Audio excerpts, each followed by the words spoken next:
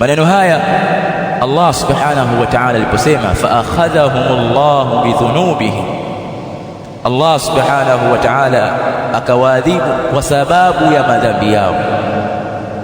Wanaochuoni wanasema kupitia maneno haya ya Allah subhanahu wa ta'ala kwamba madhambi ni sababu ya mtu kuadhibiwa,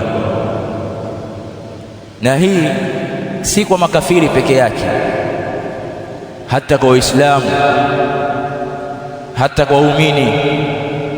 Chochote kinachomsibu katika shari na katika ubaya, misiba, majanga, ni kwa sababu ya madhambi yake, na adhabu ya Allah subhanahu wa ta'ala inatofautiana kadri ya madhambi hayo.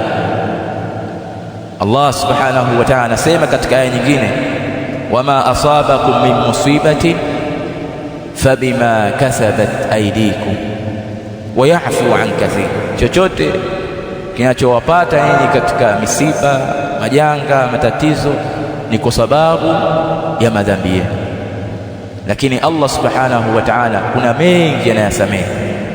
Hayo majanga yanayomfika mtu na maafa kwa sababu ya madhambi yake ni sehemu ndogo. Mengi Allah subhanahu wa ta'ala anayasamehe kwa rahma zake. Kwa hiyo hii ni nukta ambayo tunatakiwa tuizingatie. Fa akhadhahumullahu bidhunubihim, Allah subhanahu wa ta'ala akawaadhibu kwa sababu ya madhambi yao, na hii ni kuanzia duniani.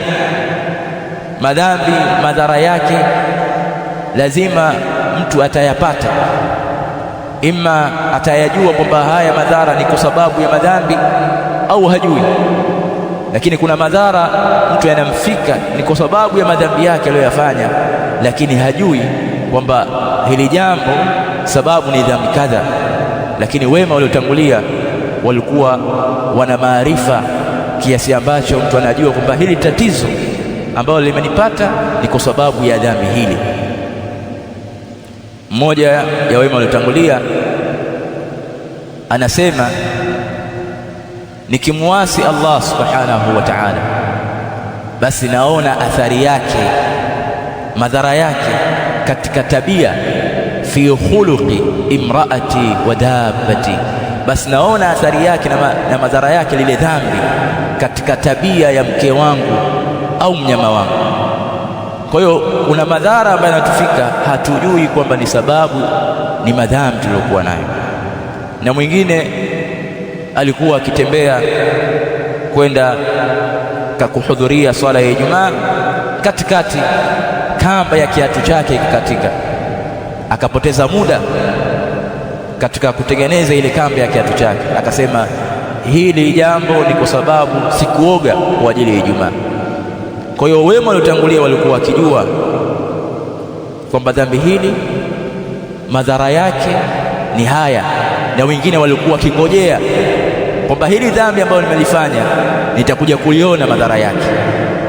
Kama mmoja katika wema waliotangulia alimtazama yule ambaye haifai kwake yeye kumtizama, shekhe wake akamwambia, utaona madhara yake hili dhambi, utapata madhara yake na athari yake. Ikawa aliyeambiwa maneno hayo anangojea usahihi wa maneno ya shekhe wake. Baada ya miaka 40 Qur'ani yote aliyohifadhi akaisahau. Ikawa ni madhara na athari ya lile dhambi ambalo amelifanya. Wama asabaka min hasanatin famin Allah wama asabaka min sayyi'atin famin nafsik, chochote kinachokupata katika kheri basi sababu yake ni Allah subhanahu wa ta'ala, ni wewe kujiweka karibu na Allah subhanahu wa ta'ala. Lakini kile ambacho kimekupata katika shari na ubaya, dhiki, huzuni, huna raha ya nafsi, basi ni kwa sababu ya madhambi yako. Kwa hiyo tusirejee nafsi zetu katika hizi hali ambazo tunazipitia katika dhiki, madhara, sisi au imma jamaa zetu. Jambo la kwanza unatakiwa mtu uirejee nafsi yako, uisuluhishe nafsi yako, uitengeneze nafsi yako baina yako na baina ya Allah subhanahu wa ta'ala.